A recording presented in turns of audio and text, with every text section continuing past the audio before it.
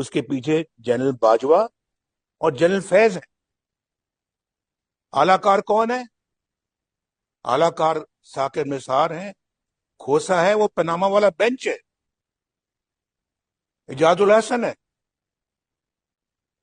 یہ لوگ ایک کروڑوں عوام کے مینڈیٹ والے وزیر اعظم کو 1 منٹ میں چھٹی کرا کے اس کو جیلوں میں ڈالتے ہیں. 2017 والا پاکستان یاد کرو، اور آج دیکھو پاکستان کو. آج ہندوستان چاند پہ چلا گیا ہے.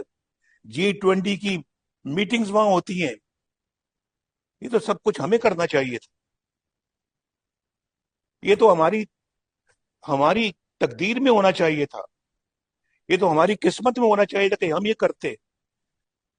1990 جب میں پہلی دفعہ وزیر اعظم بنا، دسمبر